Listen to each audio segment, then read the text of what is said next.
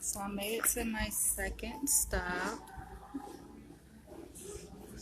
It's another museum at UCLA.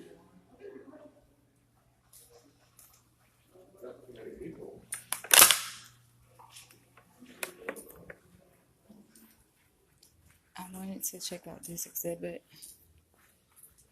It's an African art exhibit that they have here.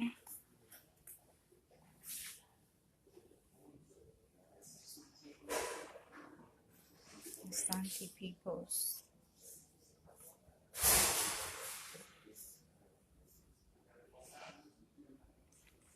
I really gotta start my art collection like yesterday. Now my mom, on the other hand, she has a lot of African art. Like I remember in her house, she had a lot different African art pieces there. I don't have any, so I have to start my collection. And I really like this one. Look how tall it goes. I really like that. Art is unknown. Oh my gosh. So what do they do? Just take it from over there? So what do they do? Just steal the art? See, art is unknown. So where do you get these pieces from? They don't know who the artist is. They just snatched them up, huh? They just snatched them up.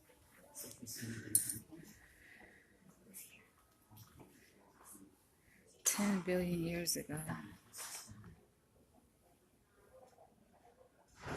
Striking iron, focused on the artistry of blacksmiths in Africa, south of Sahara.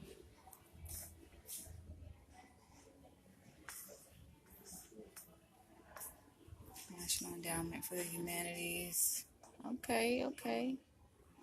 Send some money my way. I need some research money. Do my research study. Gotta find me a couple organizations to fund my research. Many of the blacksmiths in Africa are also using stone tools along with iron tools. Really talented. The salt hammer is used with two hands, and it has a very sophisticated form on the working end of it. It's been polished in two different directions so that the material can be used very quickly. Forging, blacksmith's tools. Another beauty of using stone tools, both with an anvil and hand crank, is that it doesn't rob the heat from the iron. The iron is able to stay hot longer. Steel tools, they tend to take heat, suck heat. Iron stays hot longer than steel. Look.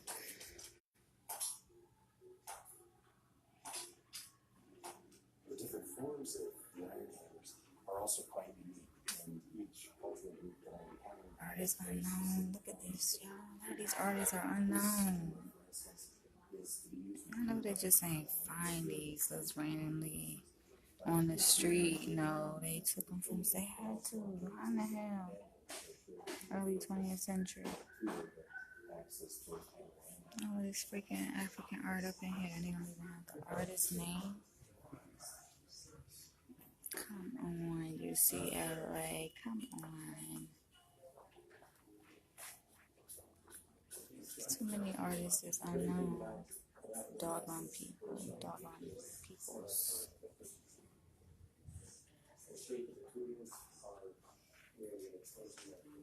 Ooh, I like this one. Ooh, I'm gonna take a picture of this. Hold on. Okay, I had to snap a picture of that one. I like that. Daisy. I like the name.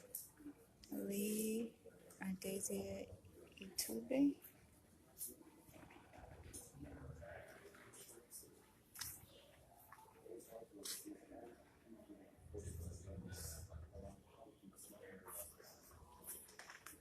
Republic of Congo. Ceremonial acts. Wood, iron, and copper.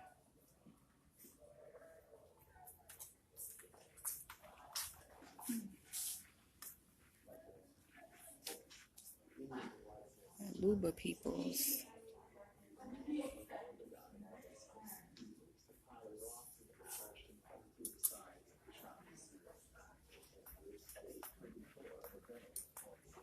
I need to get me a passport so I can visit Africa. It's gonna be the first place I'm going to visit outside of the U.S.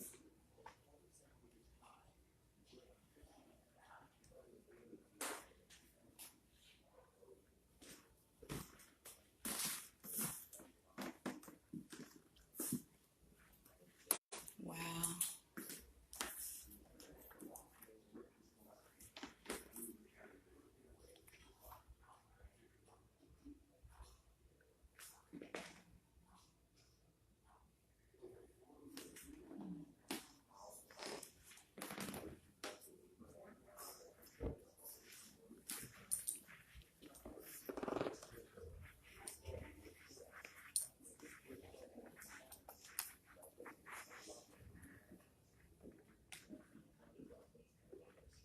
Codes of authority and prosperity.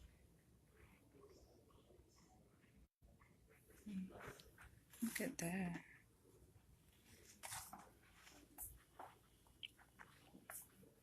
Oh, I don't take a picture of that.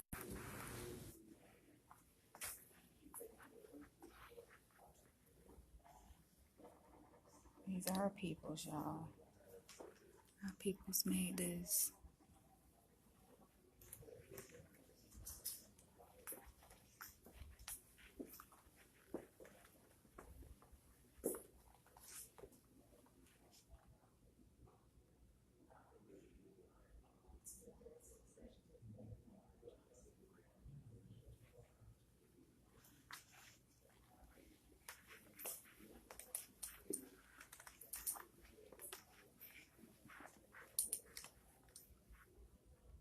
Man, look at all these artists unknown.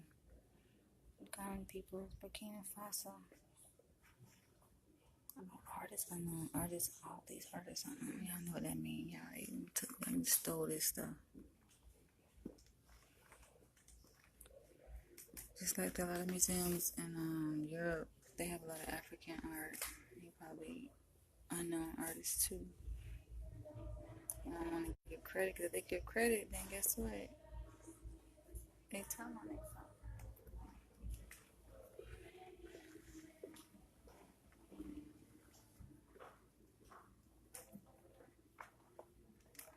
I like the clay they put in there on the skin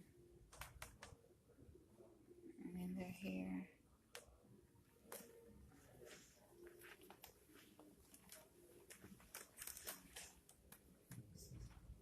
Now they got some miniature hairpins. See? I call that miniature. It's far from miniature. Look at that beautiful face.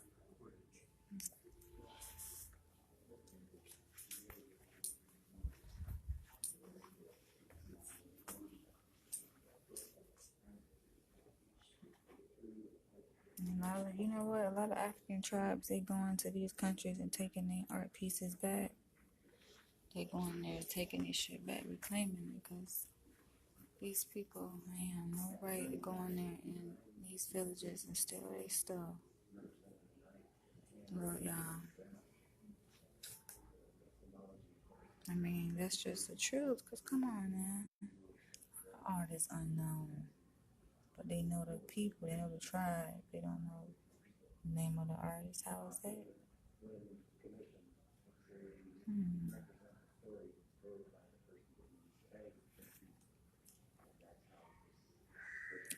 That seemed kind of strange to me. Like,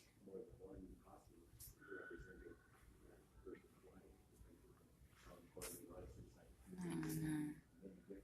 That seemed kind of strange to me, y'all. That look at all these artists unknown. So much of our history is lost. That bothers me, y'all. It bothers me that so much of our history has been lost. In our history and our culture. This object is an awesome, which is a funerary It would help to know the names of these artists. by blacksmiths in the Republic of Benin. This is so cool, man. Look at that. figures and Made by representation of hand. stones and the general kind of home and Yeah. farm life represented by this tableau is This entirely is so forged. freaking awesome. This is one of the largest, more complex forgings that blacksmiths would make. There's many parts, of course, that one can see in the backyard. The central shaft is forge welded together with all of the umbrella-like diagonals into one structural element. The tree that's represented here, which is Fowler fruit, is made up of Artist unknown. different leaf-like shapes that are all forged welded together into one piece. Oh wow, they made these out of nails. Iron, wood, cloth, plant fiber, resin, wood hop, tusk, shell. Oh man, y'all. We gotta take a picture. Hold on. Be right back. Year 18th to 19th century. Dang. Power figure. Wow, y'all. We are so talented. Look at that. Artist unknown.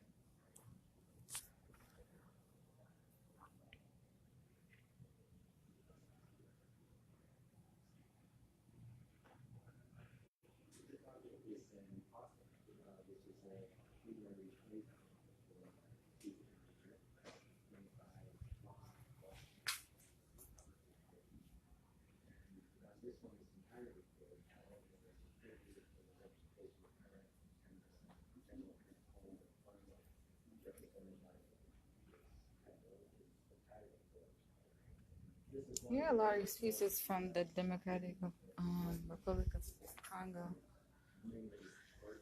I noticed.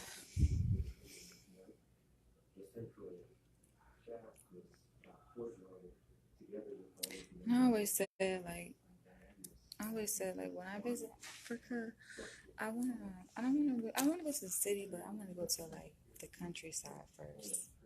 I do. I want to go visit the tribes, and then go to the city. Because it's like we have the city here in the U.S. and a lot of people say, oh, well, they got the same thing in Africa. I don't want to go all the way to Africa to see the same thing they got in America. No, I want to see different stuff. Like, take me where the tribes at. Take me in the bush. That's where I want to go.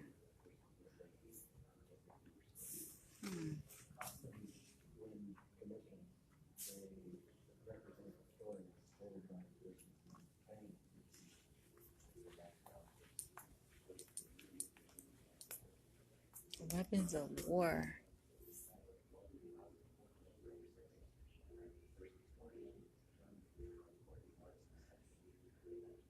Dang.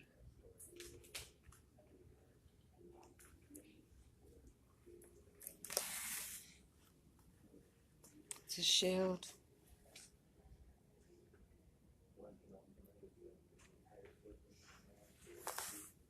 And a spear.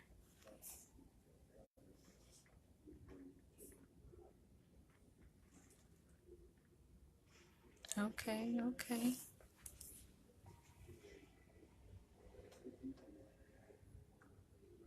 They got the serious look. They're like, they not playing.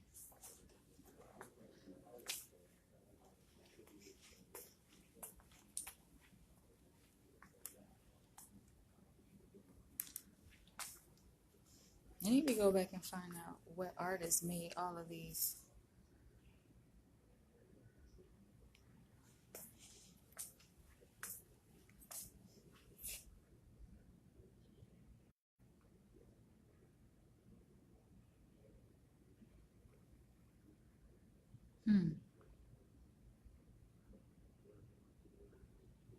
That's what she's holding.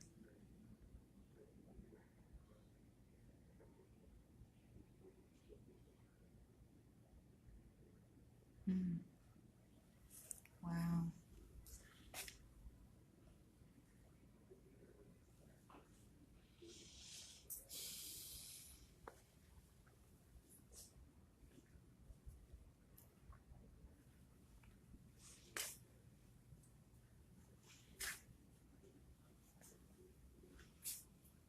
We have a very small African American student population here at UCLA too.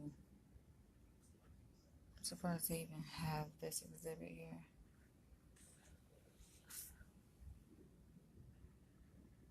And try to separate us from Africans. Like, no, we're African. We're taken from our homeland and brought to America, but no, we're African first.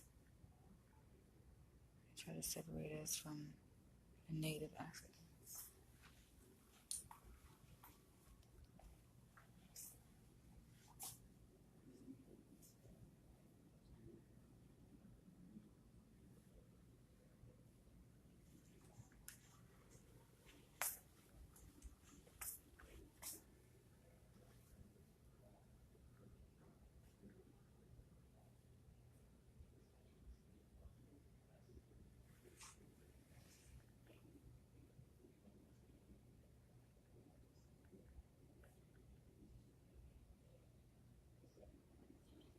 Shaped like a leaf.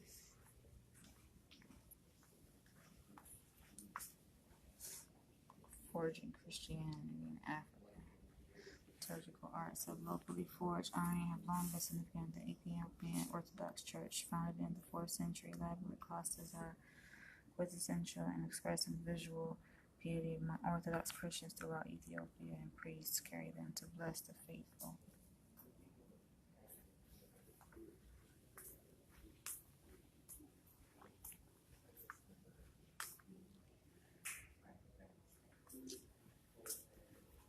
Blades of value.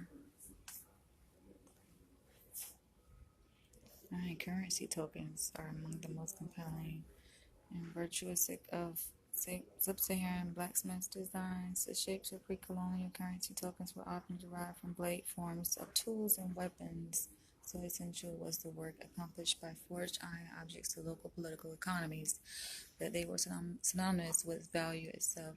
These tokens stood as payment in the exchanges that mattered most in life: marriage, litigation, ransom of battle captives, and the purchase of horses, enslaved persons, and other prized commodities.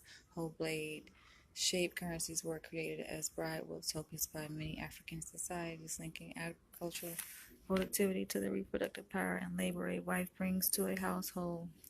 Currency forms were produced throughout the African continent, most often as bars or blades at sizes suitable to being exchanged in bundles of several or more. Some are dramatic in scale. There's my battery warning. Some are dramatic in scale, as tall as a person, and remarkable in design. These drew value from the amount of iron required and from blacksmiths' forging achievements. Look at there, look at there.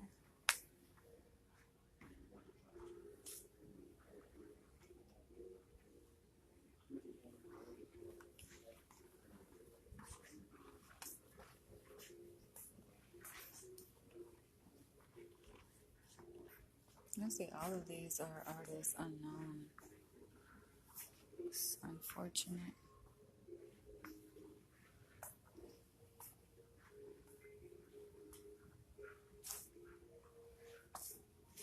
Surprised they don't have these in cases so you can actually touch it. Wow. Iron. It is real iron, you guys.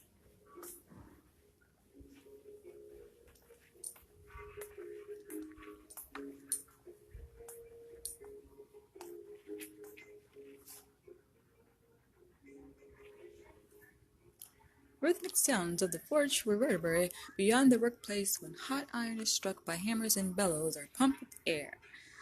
This measured resonance translates as music and is important to iron production from beginning to end, with prayers and songs to the forge often serving as preludes to blacksmith tasks. My clients like when I read to them. Ritual activation with sound. I know that's right. I like bringing incense. You put me in the zone. Like, I swear, boy, aromatherapy is the best. Aromatherapy is the best kind of therapy. Next to massage therapy.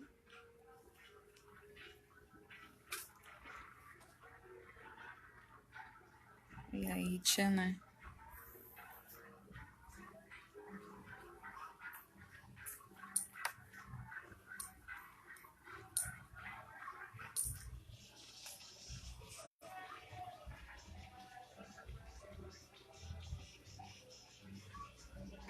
You know what I was thinking? Because I like to dance. Sometimes, like, I'll turn on music in my apartment and I'll just be dancing, dancing, dancing. And I realized, like, dancing, there's a spiritual aspect of dancing. Like, I think it does something to our body energy when we dance. Because I noticed, like, when I start dancing, I put on music. First of all, like, music itself changes your mood. And then, like, movement, the kinesthetic energy that you have in your body, it changes your mood. It's really amazing, you know? So sometimes I think like we be judgmental of certain kind of dances that African Americans do, saying, "Oh, it's nasty, it's sexually provocative." But I think those dances are like conjuring up a certain type of energy in us. Because I notice when I do those dances, like in the privacy of my own home, I mean, I don't do it out in public, but in the personal home, I notice I feel a different kind of wavelength, you know.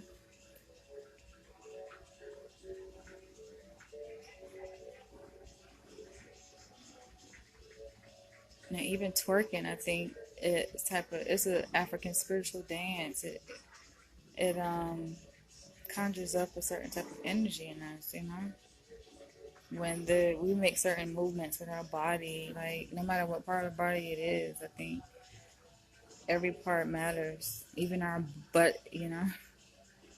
People are like, oh, that's nasty, but no, it's a reason why people do certain dances. I think like subconsciously, intuitively, they do certain dances because it awakens a certain kind of spirit in us when we do those dances. So there's nothing wrong with dancing. Stop being so freaking judgmental. I can't stand y'all people that want to judge people. You judge things you don't quite understand. And of course, religion, Christianity plays a major role in all of that. Judgmentalism. So we got to reconnect with our African roots, y'all.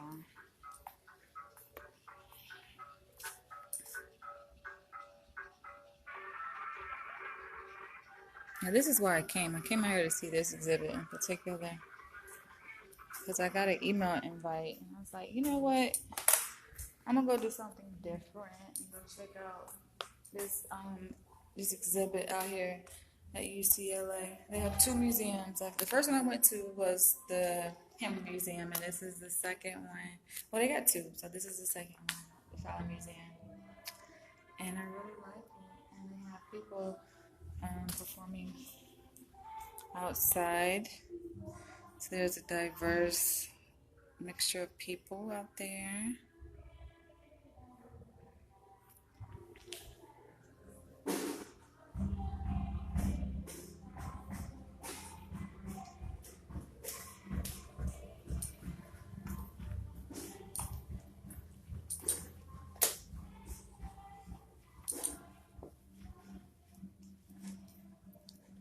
Then we have European art, Russian, American.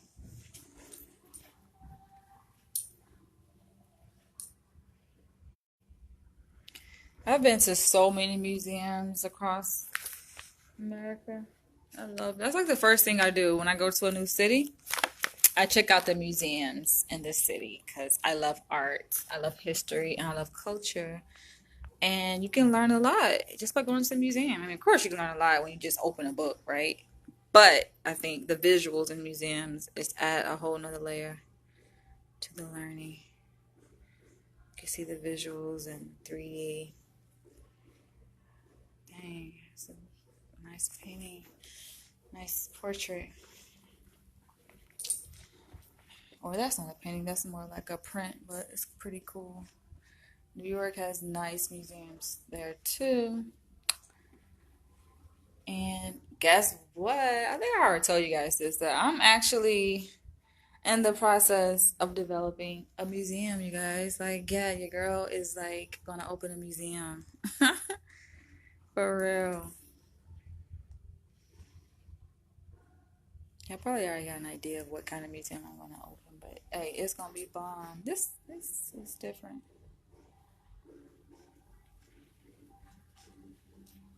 Okay, look at those spoons. Sets of spoons with figures in the finials were quite common until the 17th century, and the theme of Christ with his apostles was especially popular. In England, apostle spoons date from at least the 15th century and were generally intended as christening or possibly wedding gifts. It was believed that infants fed with silver spoons would be protected against poverty. Okay. Yeah, right. And what could be more appropriate to give at a christening than a gift bearing images of Christ and his apostles? Hmm. Yeah, we talking about building a little Africa. We need to like make our own silverware, our own plates, our own like. It's a lot to think about, y'all. It's no easy task, but I think because we bring different skills to the table, like some of us are good at cooking. That's our heart. That's our passion. Some of us are good at writing, or creating. We can bring that. There's so many different things we can bring. We can build little Africa right in America, y'all. I'm probably gonna talk about that in my next video. We can do it.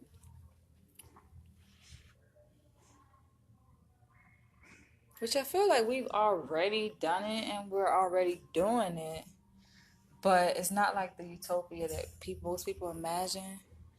Like one concentrated area, like geographical area of the US, let's say, even a city where it can just be like little Africa. I mean, they call Atlanta the Black Mecca, but that's not quite little Africa. We talking about like Africa. We talking about the culture, the traditions.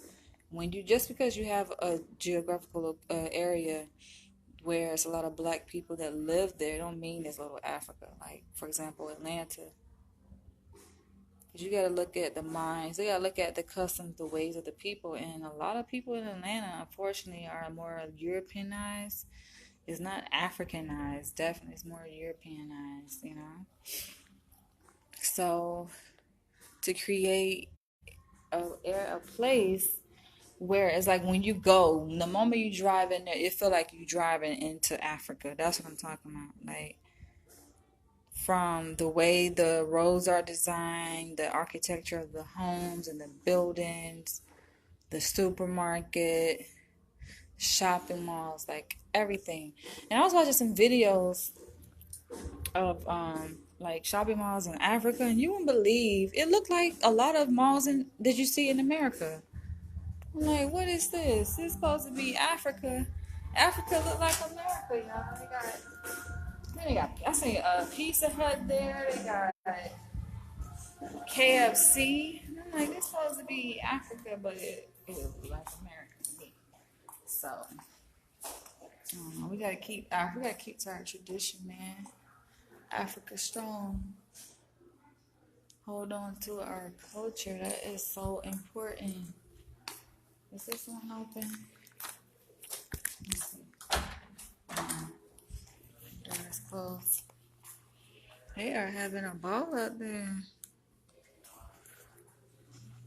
Okay. Exhibition again to your love. You can go this way.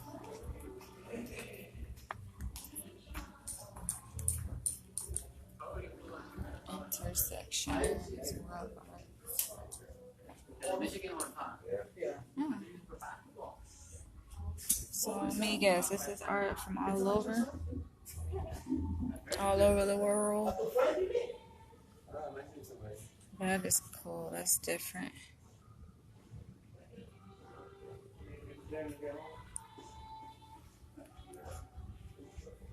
Nigeria. You can tell African art. It's something about African art. It just stands out like boom. It just jumps out at you. So that is Nigeria. This is Peru. This is Colombia. No, British Columbia. Columbia. Intersections. World arts. Localized explores the roles that art plays in creating meaning and defining purpose for people across the globe. Alright, let's see.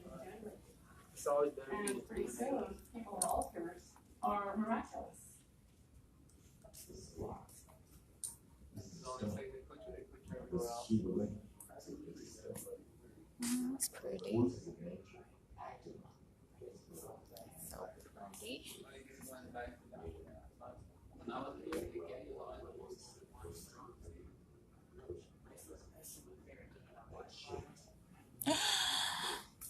This one is kind of scary. Look at that.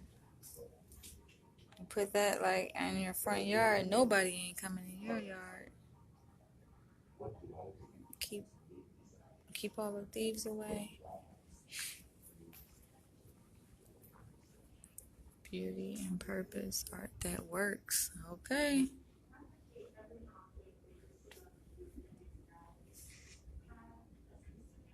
Nice. Flower baskets, headrests, bowls. Nigeria. Wow. It's 1982 in Nigeria.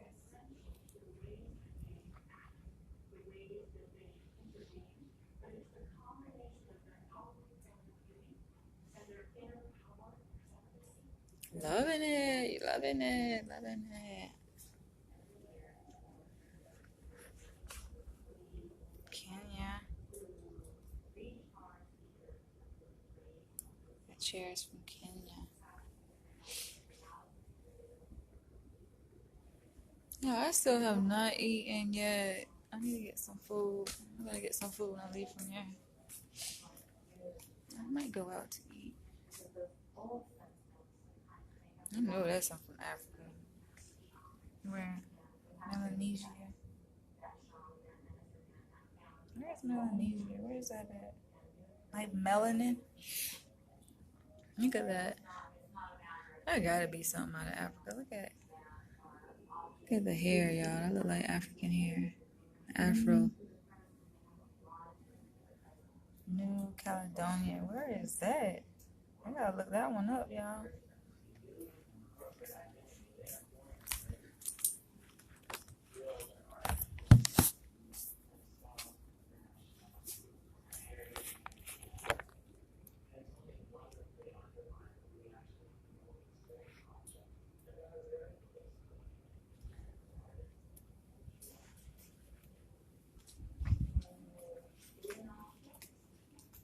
Wow, there are a lot up in here. I'm surprised. I didn't expect to see so much.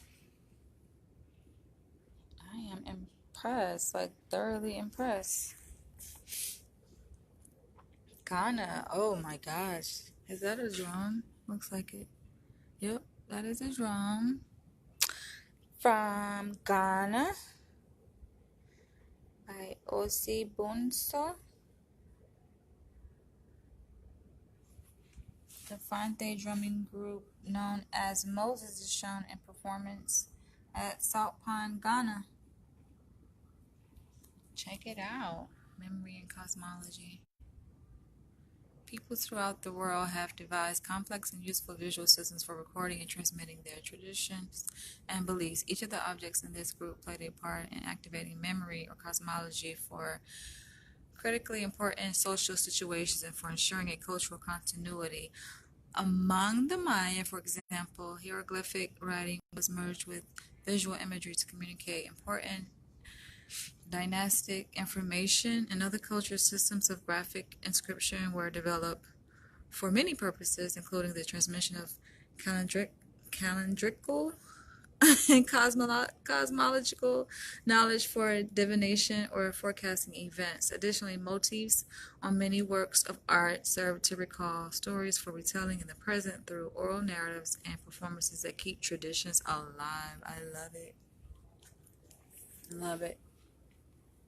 Ceramic vessel. Mexico. Nigeria. Yoruba peoples. I love their skin. Y'all been trying to get me a little tan. I'm gonna get me a little tan. Well, I kind of like my tan too. You can't really see it now because it's kind of dark, but maybe I'll show you guys when I go back outside. Oh, look at that pose. Exotic. Nice. I love it. Oh, look at this, you guys. So beautiful. So nice. Oh, he got the dreads. Oh my gosh, y'all. What if those things come alive? It feels like it's alive over here. Like this area feels really alive. Oh my gosh, y'all. Worship, spirit mask. Wow.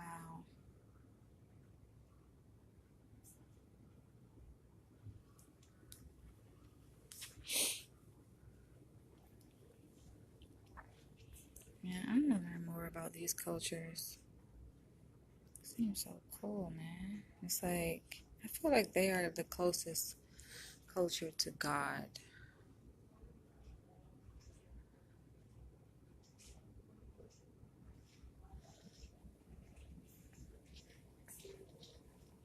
My supervisor, he went to Africa a couple years ago. He was telling me about how like the Maasai people, they were jumping really high. Like he can't jump that high, but they were like shooting up in the air so high. I'm like, yeah, my people. See, you can't believe the propaganda they try to spread, the negativity that you hear about African people. And African Americans are African people, you guys. Don't listen to the propaganda, the lies that are told. We are a powerful people. And you know we're powerful because look, even though there's systemic racial oppression, we rising above that. We rising above the power structure. Like you know we have to be a strong people to survive slavery, y'all. Especially the slavery they had in the US. You know we some powerful people. Okay, so it looks like my video is gonna come to an end pretty soon, but this is nice, you guys. I just wanted to share this with you. Arizona. What? Arizona? Like America? Arizona like America, Arizona? Yeah, because my phone gonna shut off, so y'all get one little last look. I think this is actually the last exhibit. There may be one more, but man, I'm like thoroughly impressed. There's more, you guys. Okay, I'm gonna try to let you guys see. Oh my gosh, this is nice. And I didn't mention this before, but by the way, admission to both of these museums, the Hammer and the Fowler at UCLA, are free. Can we say free? And I found out, like, I've been to about Hammer because I've been here and I came here when I first moved to LA. But I got an email invite and about these exhibits here that I showed you guys. And I was like, oh, all right, I'll go check them out. You know, why not? So, this is so nice, y'all. Alright, I'm gonna go ahead and probably end this video because I want to take some pictures real quick. But I don't have much battery left, but